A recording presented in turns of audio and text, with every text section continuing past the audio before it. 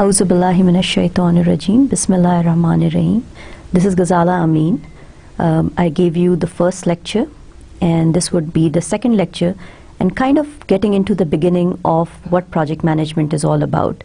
Last lecture dealt mostly with the modules, what you will be expecting over the 16 weeks of semester, the kind of modules, the kind of knowledge areas that you would be expecting. We dealt into a lot of detail about, with presentation number 1, 2, 3, there are 9 knowledge areas according to PMI in the world of project management.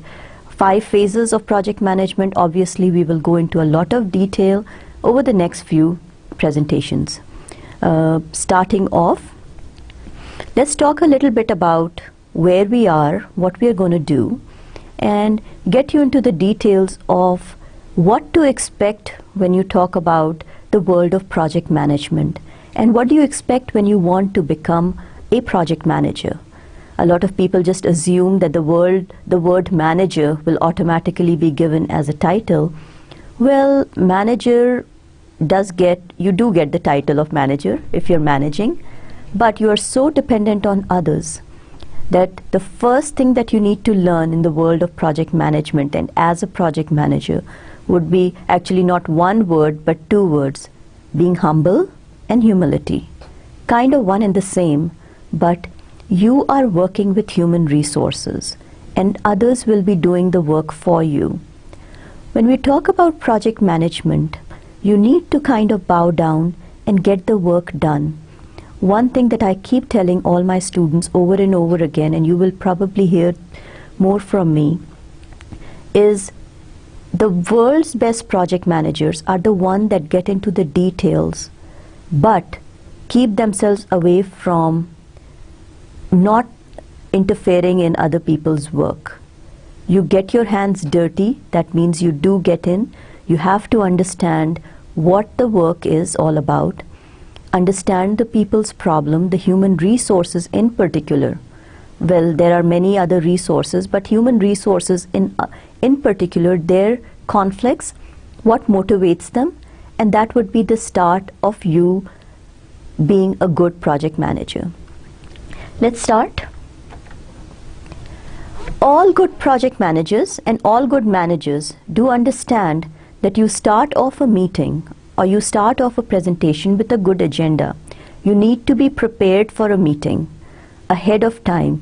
That means you need to have an agenda in your head, how you will be communicating, what you will be communicating, and how you will be progressing throughout a meeting. I would consider this lecture, I would consider this presentation, and I will consider this whole class as being a project for myself. And I'm hoping that you will learn a little bit from this too, if not everything, and I'm sure you guys will, if not you already are world's best project managers, just learning how to show your true colors. Agenda. Every good meeting has an agenda, so let's start off with what we have as an agenda for this particular lecture. Introduction. We will talk about the meeting objectives. We will focus a little bit on project-oriented industries. We'll talk about project managers, power and authority. The word power and authority are intermixed for several reasons and very casually, but we'll talk about what is power and what is authority. The 2 words mean a whole lot of, there's a whole lot of difference between those 2 words, and we need to understand clear boundaries of where power ends and where authority starts, and make sure you don't intermingle.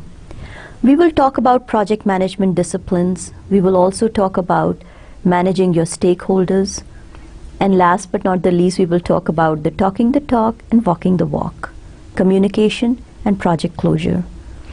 Throughout the lecture, and maybe spilling into the second lecture, we will talk about a lot of things that you will be encountering in the world of project management and as a project manager. So let's focus on that and let's get on with our lecture. The first one would be the meeting objectives.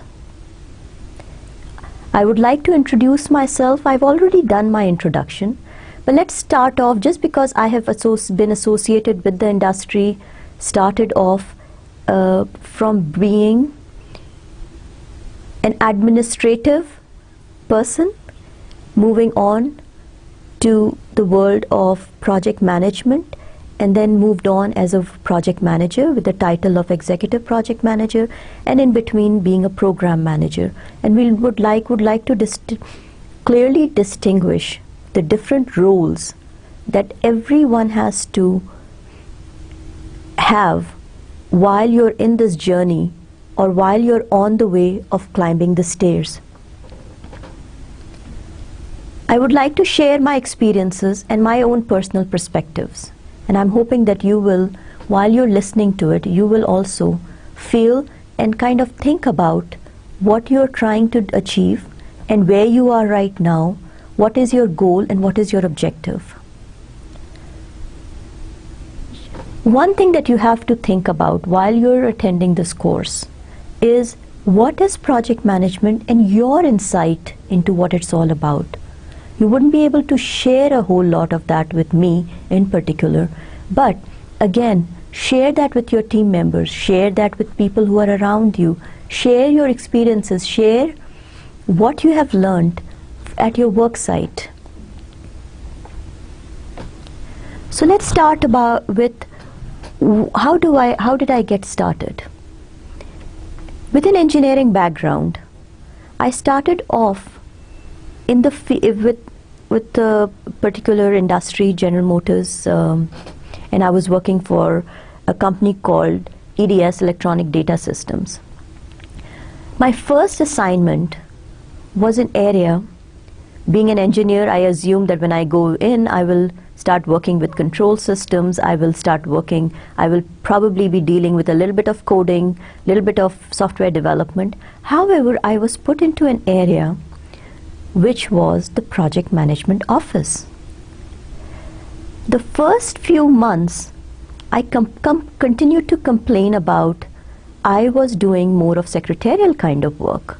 I was doing filing, I was creating presentations, I was giving presentations, I was documenting, I was organizing. Well, those are the years and those are the fundamentals of good project manager. God gave me an opportunity, and alhamdulillah, that was the beginning. And most of you, when you come in and I ask you, or when you talk about why you want to be project manager, or do I have the skills to be a project manager? My answer to that particular question had always been, you need to know if you are organized, if you are methodical, if you like to follow processes, and if you like to develop new processes to improve upon the current work environment, then you have that DNA in you of being a good project manager. Documentation, documentation, documentation. Key to being a good and effective project manager. You would always think that there are others who will do that work for you, but a person who's not organized, person who's not methodical, person who does not believe in following processes is not probably going to prosper, and even if you do, you will not be a happy person in the field of project manager.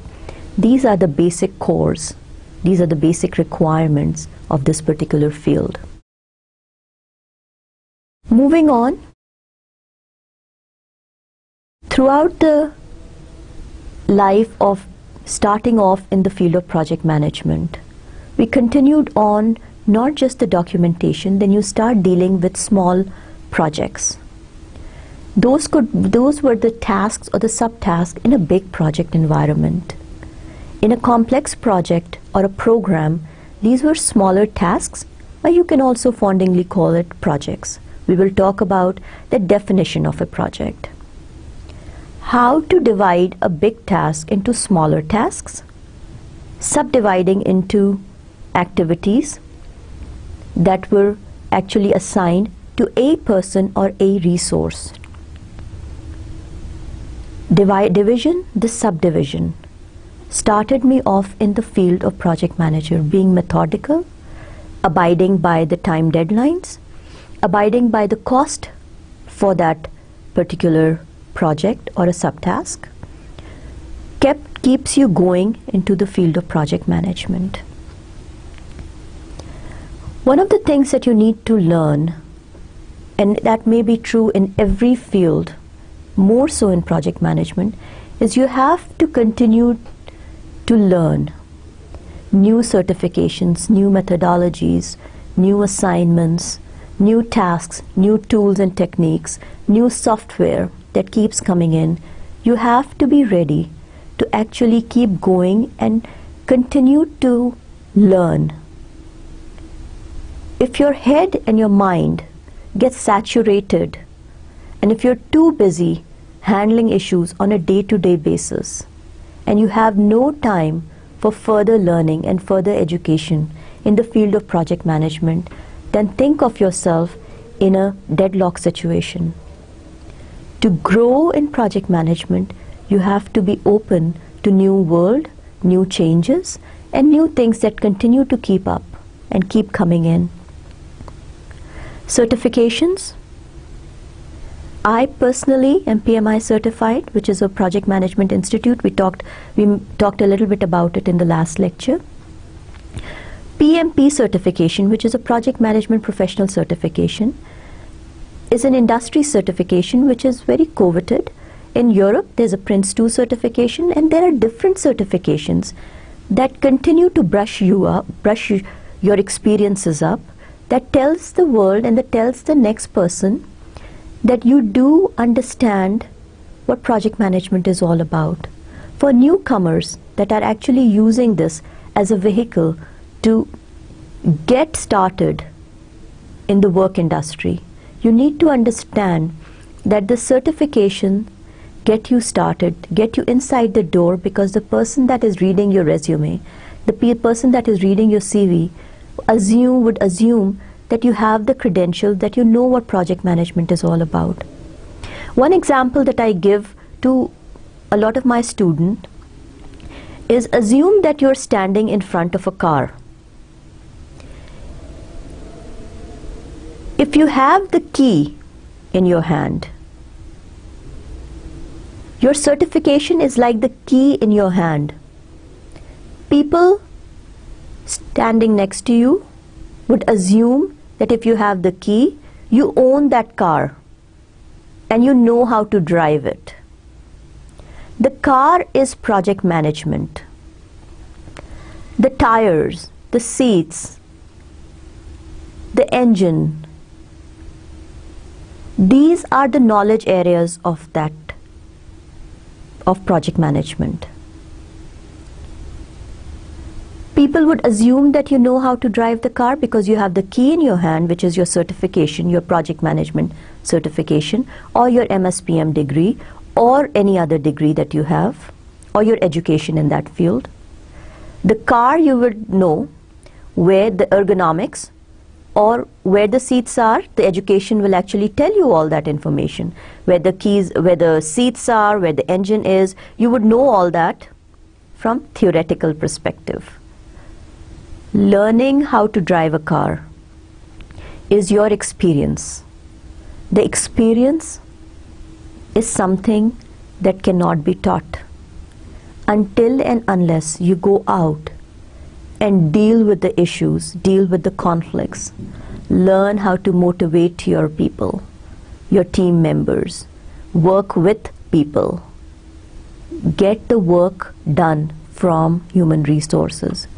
Those are the things that you learn by being a project manager in the industry, or being associated with an industry which is project oriented. The certifications are an extremely important thing, but don't assume that certifications are the most important thing. Experience is definitely something that takes over everything else in the market.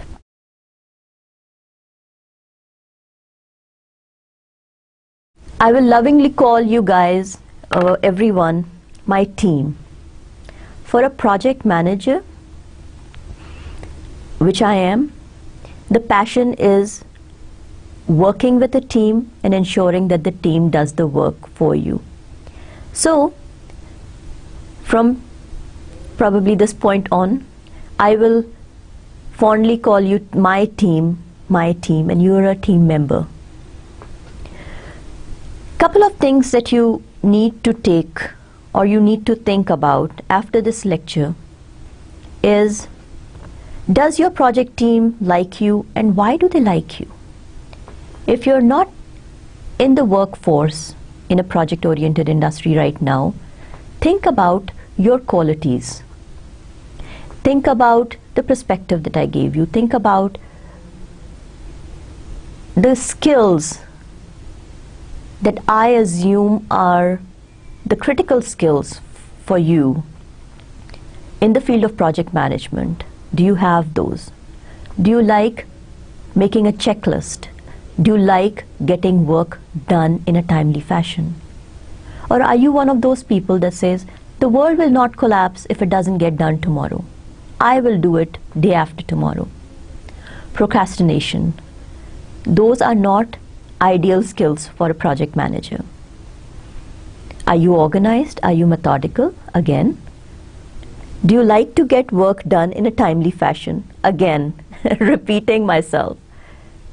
Make sure that you have those skills, and if not, is it going to be a learner trait? Am I going to learn to improve upon those skills? If you're pursuing a degree, an MS degree in project management, you would also like to think about, why do you want to become a project manager? Is it just a title that excites you? Do you know what it takes to be a project manager? Or is it something that you feel will drive you up the ladder? And then, one thing that I always tell my customers, my team, my students, is to understand that if you are the customer, you need to understand and kind of build an expectation. Why am I doing this? What are my expectations from this class? All this will actually level set you into continuing on in this profession.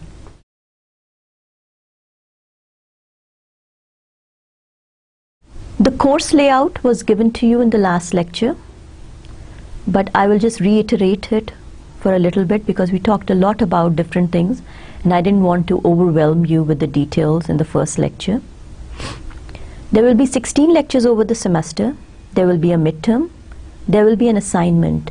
Several quizzes and assignments will make up 25% of your total grade. There is a final, which is 50% of your total grade. The constitution of the final will be MCQs, multiple choice question.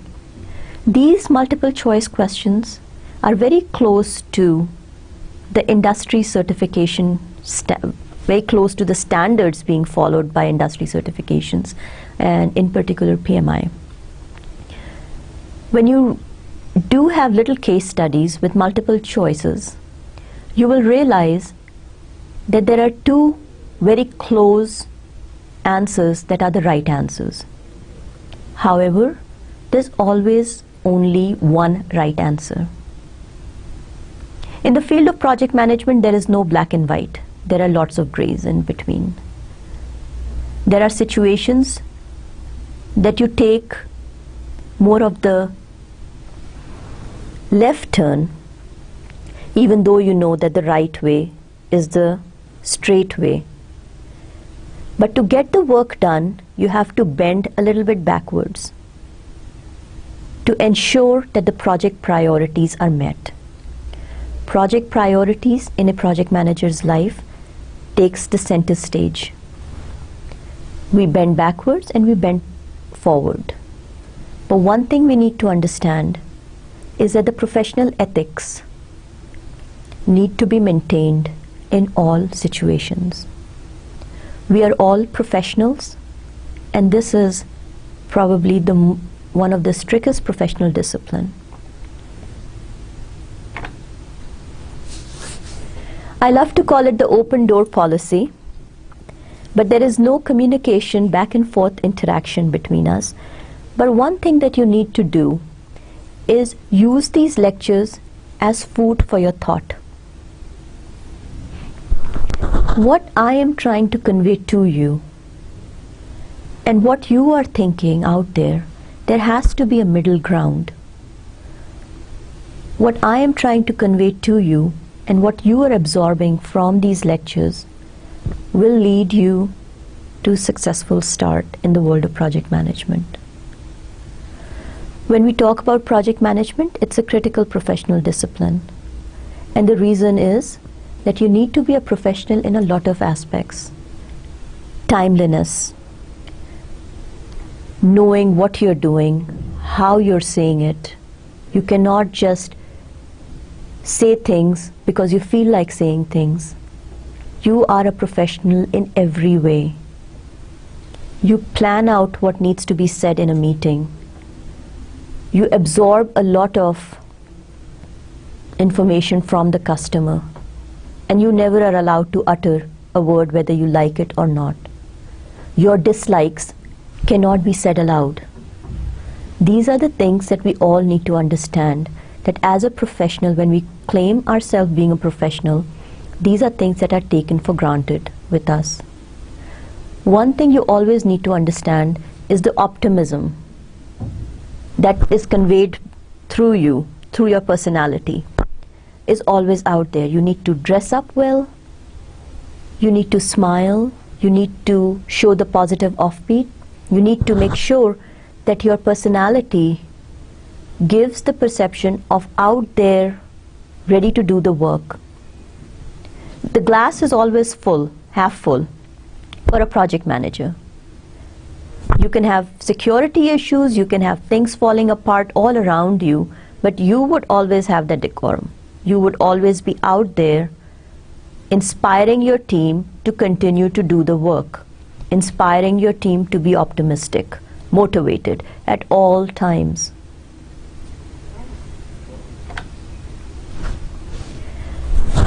The course material, again, we've already talked about it, and you should already have that as part of the course module paperwork that was provided to you. But focus on the study notes and the class. Obviously there won't be much class discussion, but food for your thought, what you will be getting out of this course. The presentation material will be the core material for your success in this particular course. I would like all of you to ensure that you have reading time set aside for the PMBOK, the Project Management Body of Knowledge. As a good material, Dr. Harold Kerzner's book, Project Management Systems Approach to Planning, Scheduling and Controlling, is a wonderful reference material. All that we will be talking in this class, and if you want to pursue certification after your degree, then again this book will come in really handy.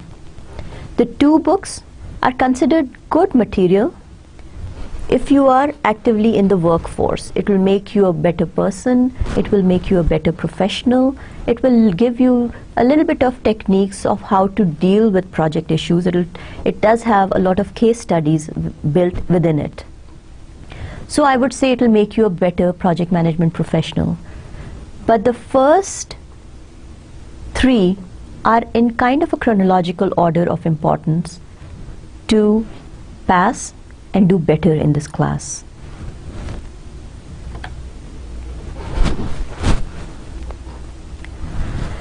Project management is not that old. Project management evolved maybe 30 years ago. 30 years ago is not that long a time.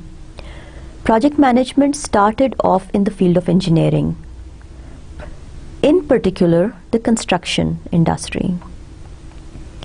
Civil engineers were the first ones, and the reason is three things: adhering to the cost deadlines, adhering to the timeline deadlines, and there's always a new thing, a new project that was constructed, a new road, a new building, and henceforth, slowly and gradually, time constraints, the cost constraints, the resource constraints, and making sure that you're adhering to the original giving scope started becoming more and more important for the customers. And they started focusing a lot on make sure you're following the deadlines. Make sure I get what I'm asking for. And these are the definitions of a project. Ultimately, in about 1990s, early 1990s or late 1980s, project management started spilling into a lot of fields. Software management, IT world, now it's in telecommunication. So this movement started in probably the early 90s. Now it is considered generalized field. In a world of depleting resources, we need to make sure that we use our resources effectively and efficiently, making the most of what is given to us in a smallest possible timeline. And when you do all that, obviously what you're doing is increasing your own profit margin. Getting that next iPhone in the market or getting that next smartphone in the market before your competitor is probably the call of the day. So, effective and efficient implementation.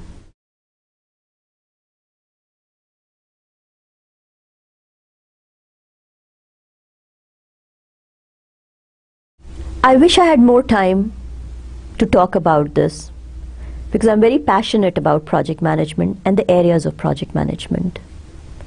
But this particular course, the Prm700, obviously is considered just giving you the groundwork, just getting you started, giving you the basic concepts of project management. And that is hence the bullet which says it only provides the basic knowledge of various project management concepts. We can have a whole semester worth on just project quality management or just project risk management. But this particular course would just knock the door of each knowledge area. In probably 2 lectures, you will get to wrap your arms around one knowledge area. It will give you the what is. So, what is integration management? What is risk management? What do you mean by project communication management? And then the basic question of how to do it, how to implement it, would probably be dealt in detailed classes, detailed lectures, workshops, trainings that over your life as a project manager or with your experiences in the industry, you will actually learn a little bit from the industry, a little bit from your work experience, and some of it can be also educated. So some of it can be obtained from reading material, going on the internet, being associated with some of the industries, so for example PMI or project management intensive areas. There is a lot of work that is going out. So Google and Wikipedia would be your best friends over the next 16 weeks.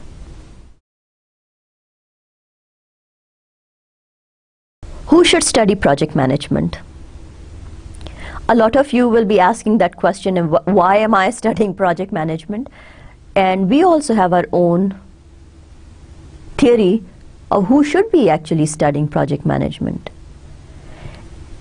And now, being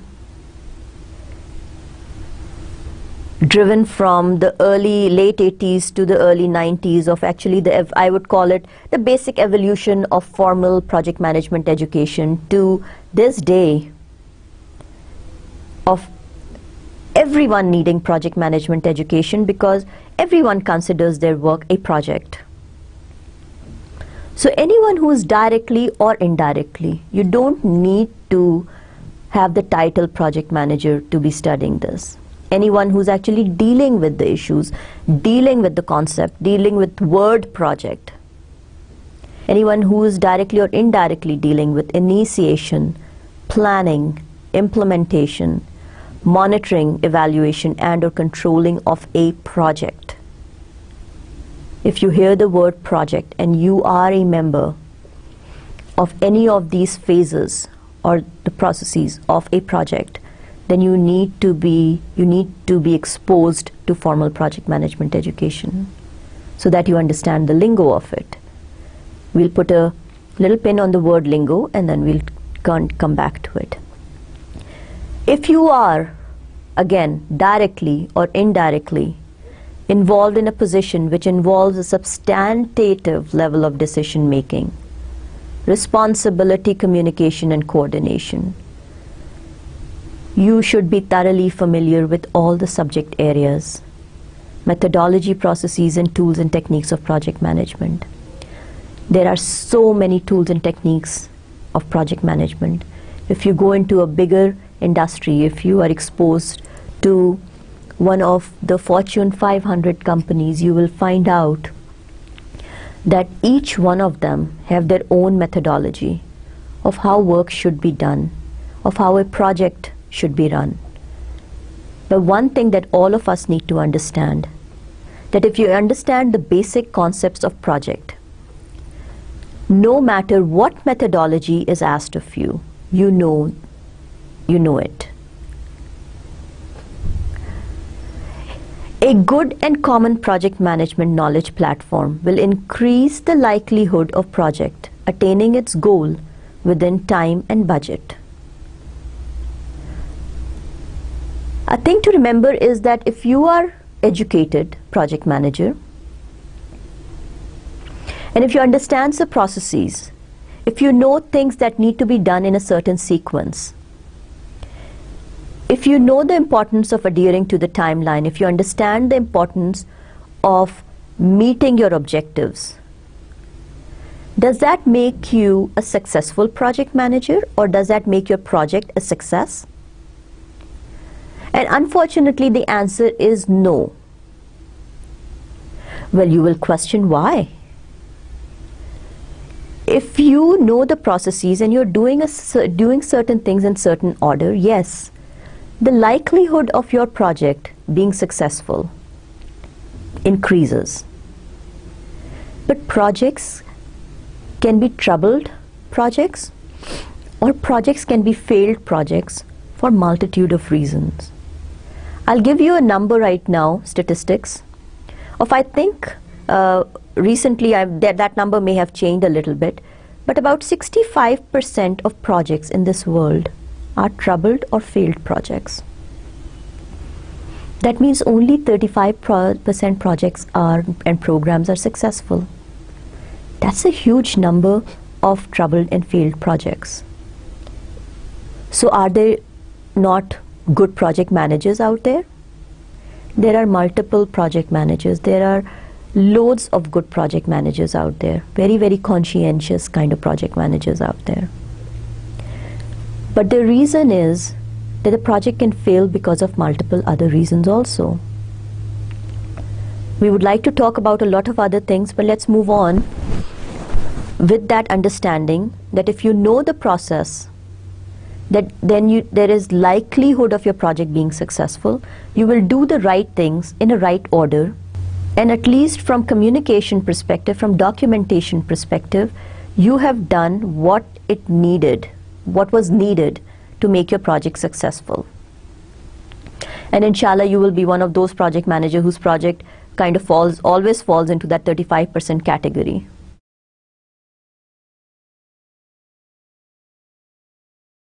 In the agenda, I talked about the project-oriented industries. There's a little arrow on the side, if you see that. It goes from bottom and is going up. The bottom layer are your manufacturing units or plant operations. Daily dosage of work getting done. Think of textile industries of Faisalabad. Think of an industry producing cement. Day in, day out, you come in, you do the work, your equipment is working, producing something, you deal with issues, equipment breaks down, human resources fall down, people falling sick, strikes, issues, and you deal with that as it comes. Day in, day out. Repetitive, monotonous kind of work. You're trying to improve upon the process, but ultimately you come in, you do the work, you get the material out the door, what is required. You go home, another shift takes over, another report gets generated, but it's the same report of what went in and what got out. That is the bottom layer of project-oriented industry. Within it, yes, you will have opportunities of bringing in a new machine, installing a new unit. These will be projects, however, the rest of it is just monotonous, repetitive kind of work, dealing with issues, dealing with conflicts. Next level would be, for example, your financial institutions, the banks, the insurance, and the telecommunication industry. Still, your basic core,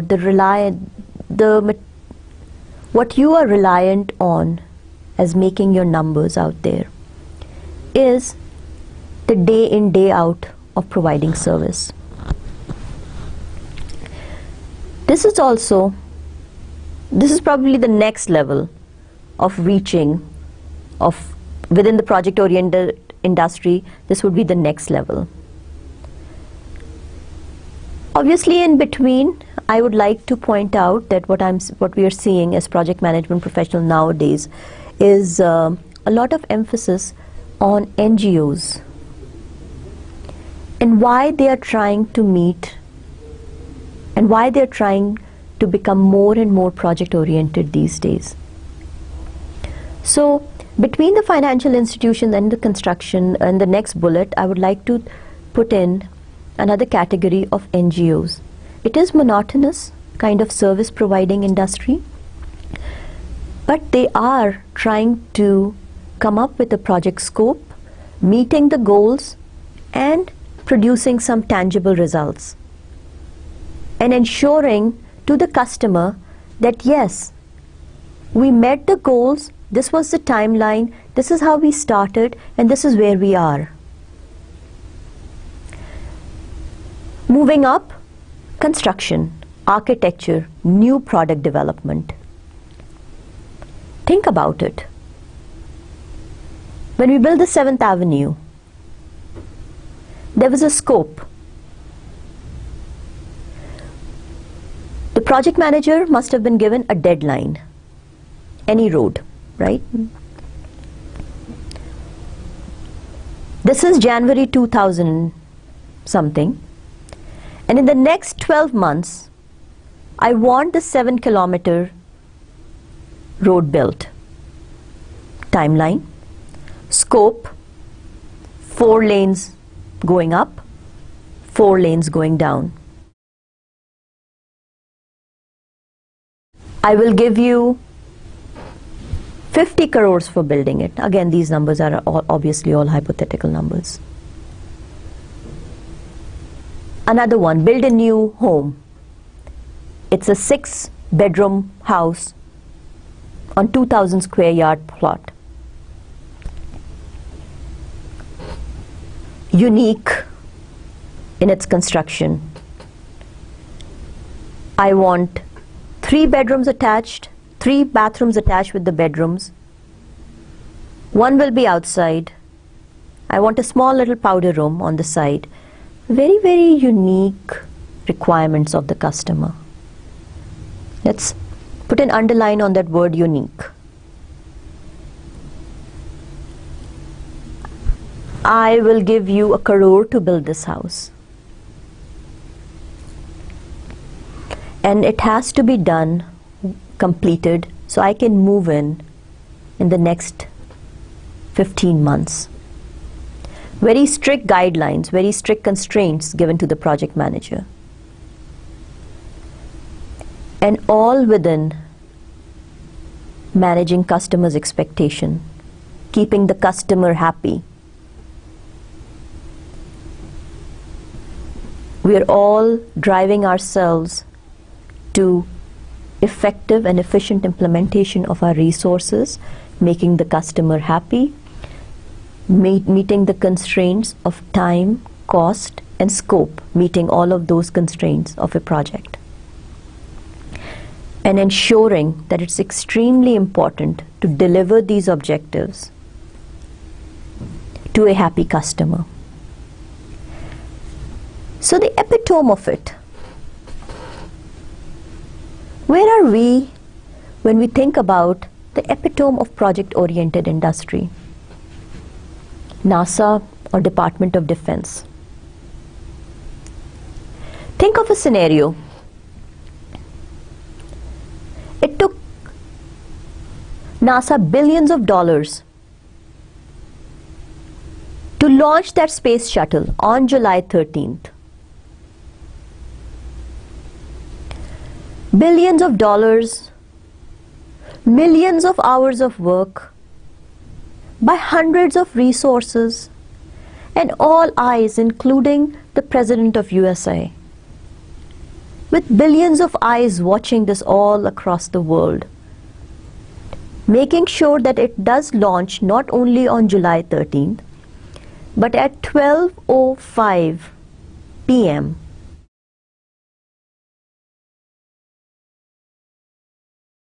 How important is it to deliver things on time, on budget, within scope? It's extremely important. And let's think of a scenario where we are ready to launch, several eyes watching it, media focusing on it. All of the CNNs, the Sky Worlds, the Fox Newses, the Geos, the ARYs, probably, focusing on the time being 11:55, and now the countdown begins. You see the audience, you see the team members, there's a little focus on the space shuttle. And here the President of the United States probably ready to make that speech of how well it went and what did they do to actually get to it, and take credit for the work that was done by probably some other team. But obviously that's the world that we are living in. And the countdown begins. 3,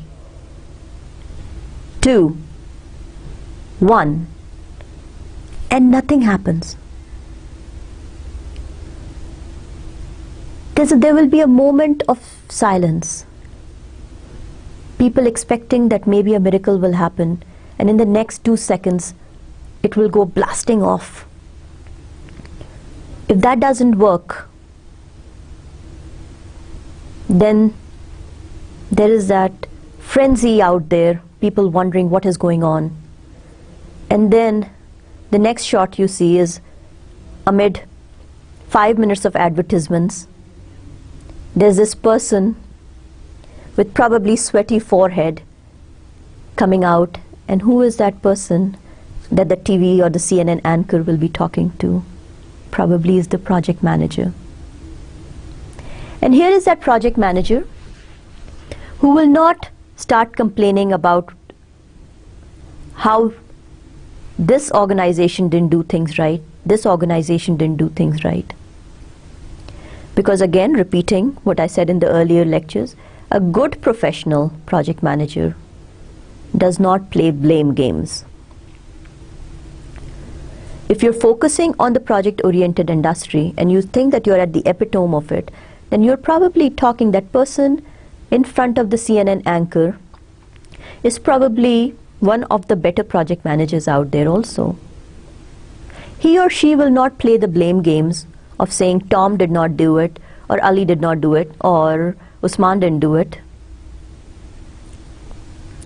That person will say probably that we as a team did the right things, made the right decisions, and we all worked extremely hard to reach this particular goal. It is extremely unfortunate that we did not make the target, and I take full responsibility, and we will go back and look at the issues and look at the situations that did not make my project a success today. When you are at the epitome of the project-oriented industry, those are the things that help you get to that point, but when you're there, you need to be ready to deal with being at that cutthroat competition of project.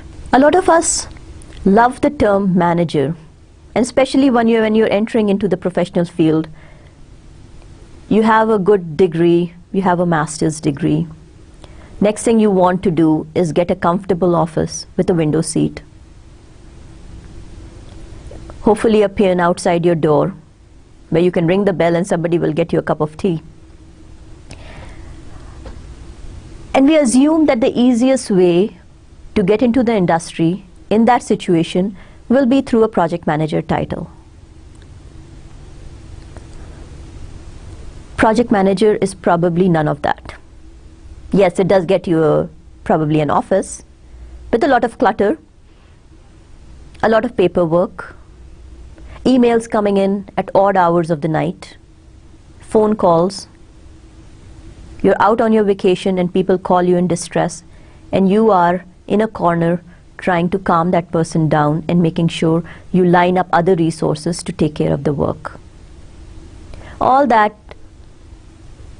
becomes second nature to a project manager. We'll talk a little bit about the definitions of authority, power, and I would like to focus on the word accountability. If I start off with the bottom bullet, which is the accountability, is the acceptance of success or failure. If the project manager out there with the CNN anchor would have loved to taken acceptance of success, he or she was also ready to take acceptance of a failure. We say that world is not an understanding place. I personally believe that if you have good issues, everyone understands that along with success comes also failures.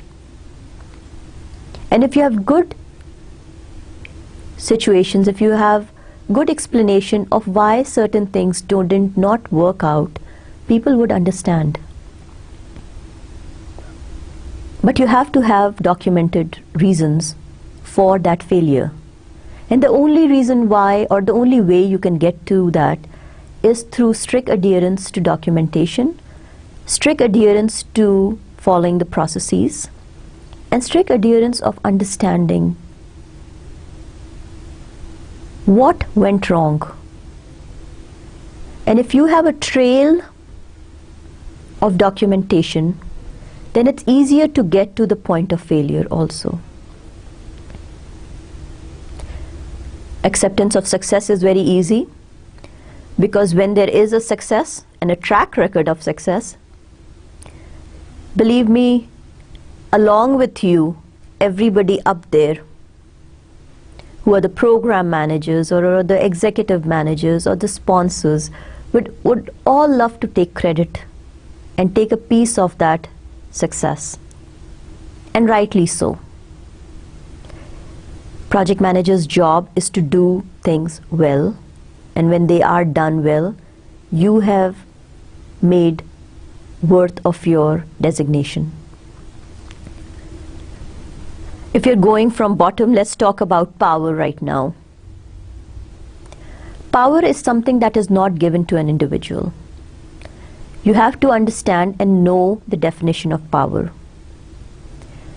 It is granted to an individual by the subordinates and peers over time. Underline the word time. And is a measure of the respect for the individual. Power builds credibility and respect in the profession. Power is not the title. The world is a small place and people are transparent. 2 meetings with a person actually gives you an insight on what that person is all about. When you are ethical and when you are a professional, when you like to do things the right way, people understand and respect you for it. Project managers need to understand and do those things. Power is not something you walk in the door and all of a sudden you are powerful. Power in its definition says when you work with a person over time, or when you work in an industry over time, you develop a certain level of credibility. People will know you for the work that you have done. People will know you and respect you for the work you have done, or either way, right? It can also go the other way. So when you talk about, so that was power. 2 things that we need to know about it. That it's always over a period of time. You cannot just walk in and demand power. Power is not something that you develop. Power is actually given to you by your peers and your subordinates. Subordinates being the people that work for you, have known how you operate, like you for the work that you have done. They give you the power, they respect you. Authority. Authority is the legal title. Authority is the right of an individual to make necessary decisions required to achieve his objectives, his or her objectives, or responsibility. Authority is the title. When you walk in, for example, as a professor, you have the authority to pass or fail students. You have the authority to expel students because you have been given the title of professor. You can sign documents, you can give marks.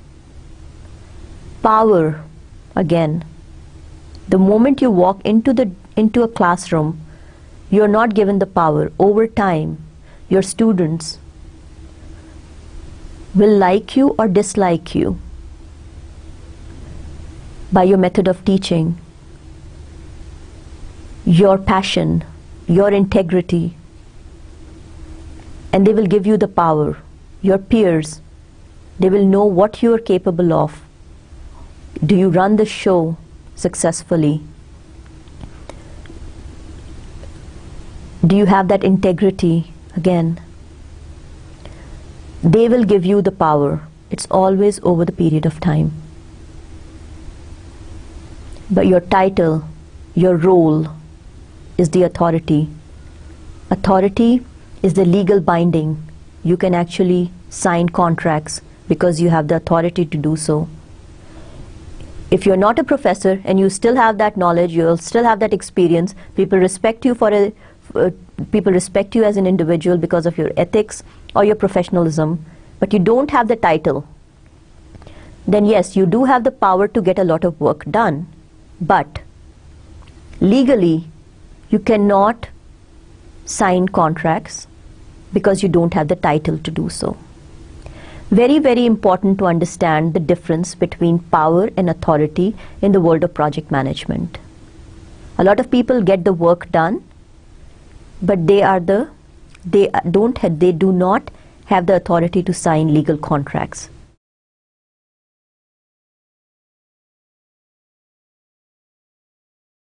Talk the talk and walk the walk. I love this particular slide, and the reason why I love it is I see a lot of leaders out there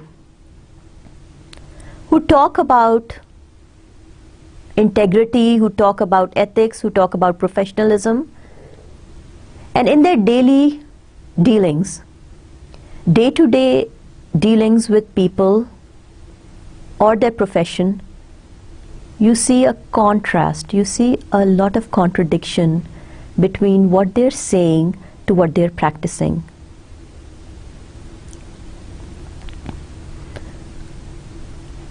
You can be a project manager, a good or a better project manager.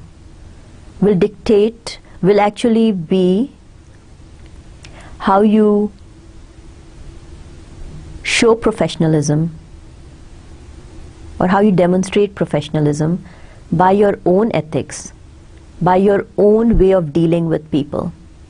And that's the best way of showing people what. So let's think about in a situation where there's a meeting. You want everybody to be on time. You want people to come in at 9 o'clock and do not leave the office environment. Do not leave the office before 5 o'clock. And here is the meeting at 9:05 and you don't show up. You casually stroll in 15 minutes later with no preparation, no agenda. You sit down, you have conversations, you have a cup of tea. It's a chit-chat kind of a meeting. People talk about different things. Nothing is recorded. There's no meeting minutes. There's no follow-up. There's no documentation of issues. You talked about a lot of things and did not follow a certain agenda, did not follow up on certain issues that were the burning issues of the day. And everybody walks out an hour and a half later. Most of the people that are working for you shaking their heads inside or thinking, what a waste of time. You're not a role model in that stance. So if you want people to do certain things or to have certain priorities, you have to ensure that you are following those priorities yourself. Best project managers are the best role models. By the way you dress up, by the way you talk, by the way you clarify project priorities. You are the role model. You are an example for others to follow. When there's an issue, you deal with it heads on, ensuring that no one gets hurt in that resolution. And when I mean hurt, I'm not meaning physical abuse, I'm actually thinking of the mental strain. You have to think about project priorities. You have to make the right decisions at the right time. So, talk the talk and walk the walk. As good project managers, you need to understand and you need to know industry-specific lingo. A lot of people ask me, what is lingo? Well, every industry has its own terms and terminology. If project management is a generalized field of education, you will get into situations where you will be working in a particular industry at one time, then you will go on and move on to a different kind of an industry. First thing that you need to understand is kind of go in and understand the naming standards. Every culture, every area, and the world becoming a smaller place, have their own cultural preferences. They have their own lifestyle, have their own ethics, and their own naming standards. You have to understand that. If you're going into a new country, if you're crossing boundaries for the purpose of your project, you need to actually go in and do a little homework prior to actually assuming that role, of what is expected out of you, the ethics, the cultural preferences. The second, I think that's probably the more important one, is the award and the reward aspect of being a project manager. It's extremely critical that not only you understand the importance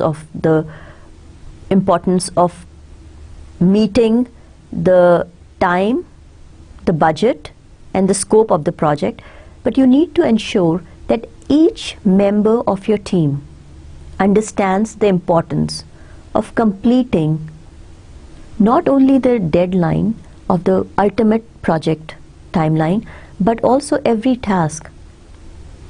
Each member of the team needs to understand the importance of doing things on time.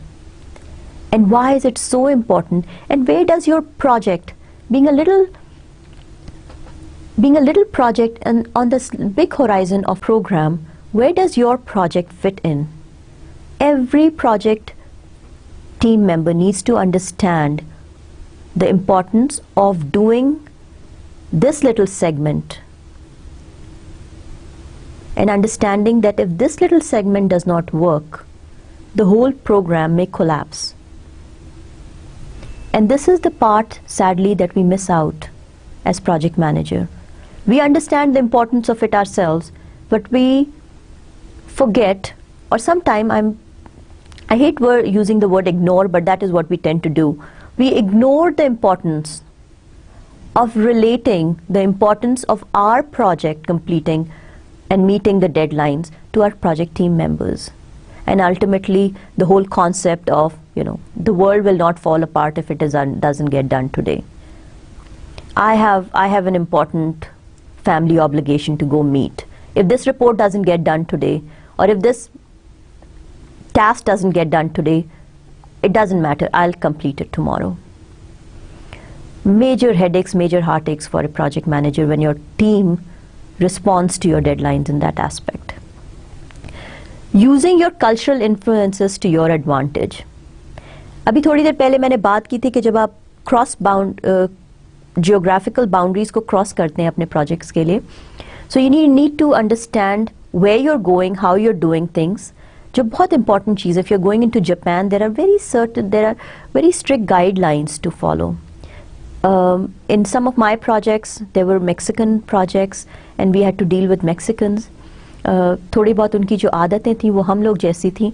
तो in some ways, मगर working on an American project, it gave us severe heartburns at that point in time, because timeliness के वो भी इतने ही मद्दा थे जितने हम लोग हैं.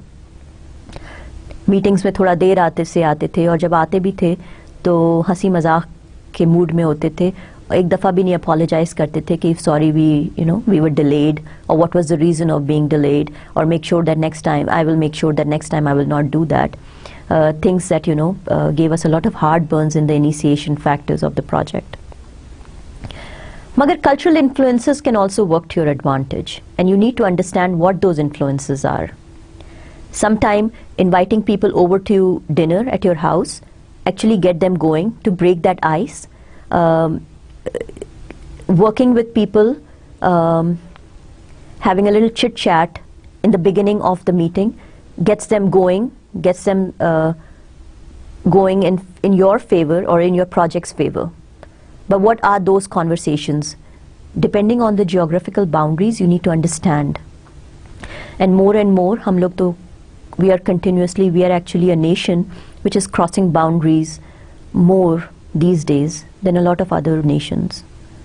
And sometimes to our benefit also. There's a lot of our younger generation crossing the geographical boundaries, and then there are also some of us that are actually coming back in the later stages with the experience, and then you're bringing in those influences in your daily work practices.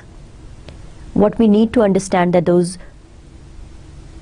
work practices are the positive work practices that are coming in, not the negative one. So use cultural influences to your advantage.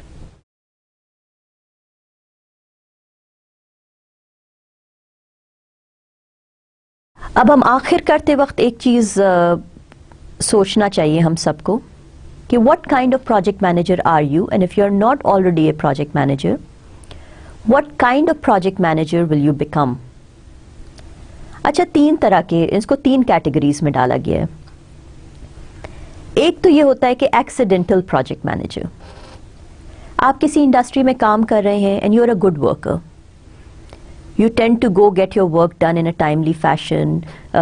You like to take orders and you actually get. So you are a boss's pet, right? Boss likes you. आपको कोई काम दिया जाता है तो you usually get that done on time. Reporting is good. Communication is your stronghold. Usually this project manager comes up through the ranks. That means you started off in that organization, you're slowly and gradually working your way up. For instance, a strong programmer, obviously a software programmer, becomes the project manager on a development project. So you're coming up with a new product, and all of a sudden, seems like you are a good technical person, you will be picked out to become the project manager of this new program. Or a strong network technician becomes the project manager on a large network upgrade. These people understand the types of projects that they are managing. They are technical savvy. Yeah, okay? Technologically savvy. They can build a work plan because they obviously know कि क्या-क्या tasks will need to be done to actually get the final work product. They can also, because they understand the organization, they are also good resources to assign people to the right tasks.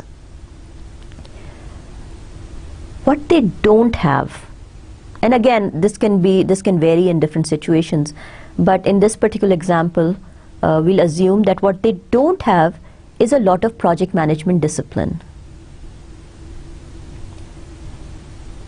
They understand the work.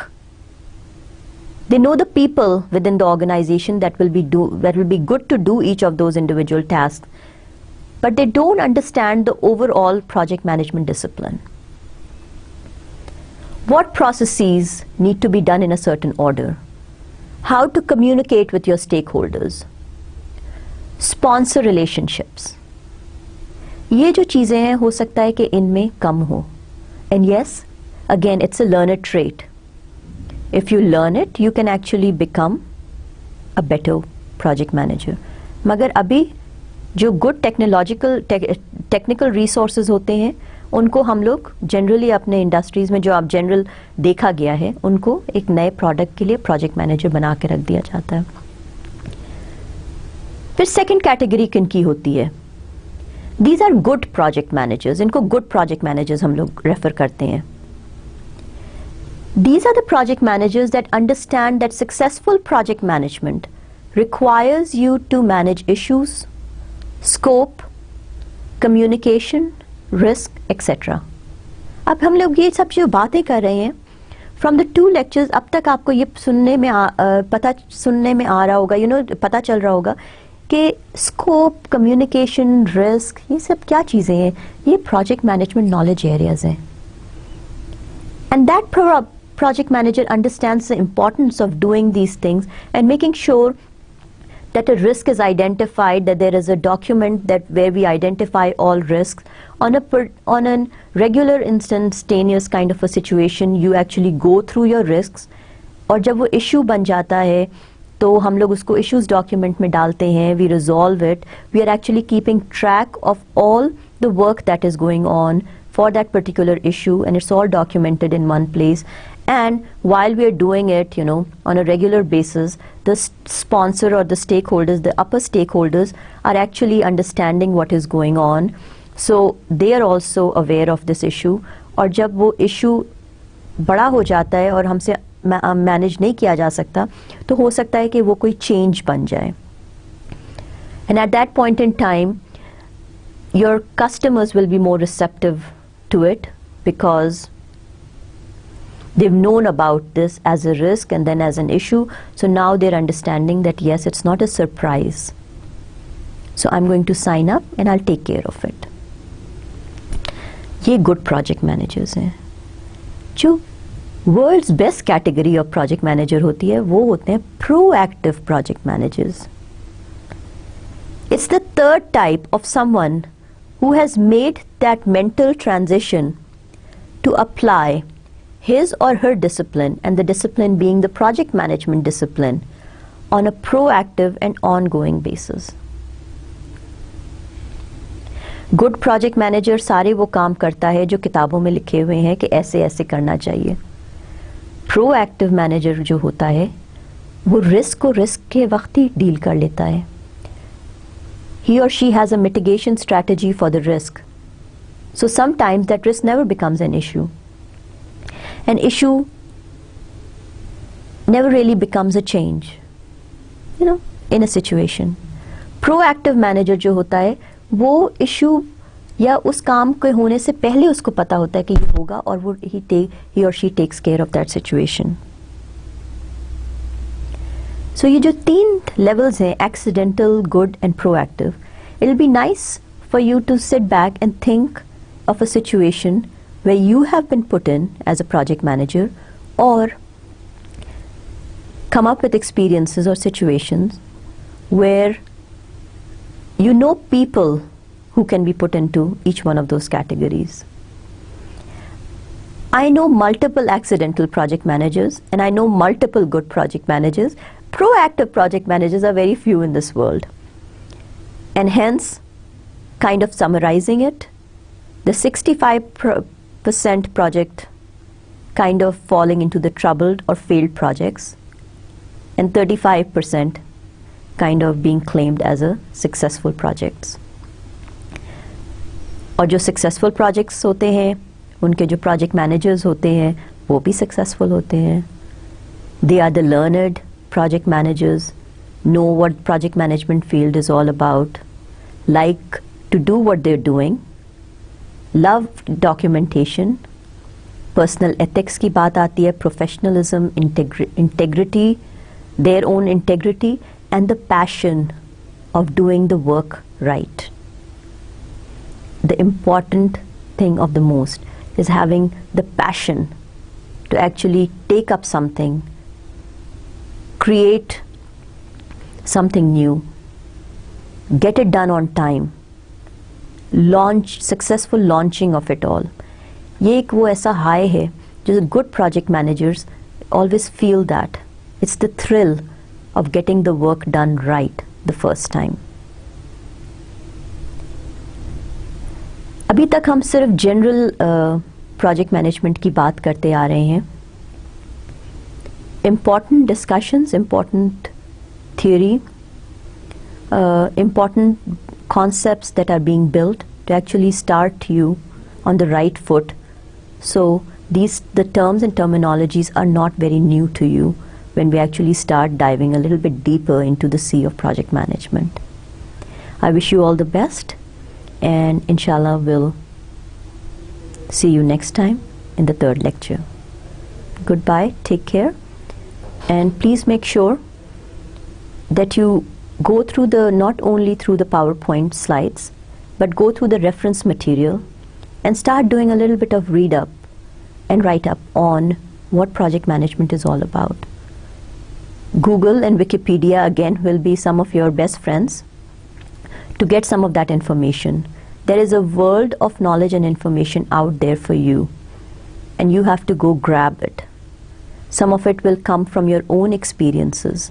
Some of it will come in from seeing people operate differently.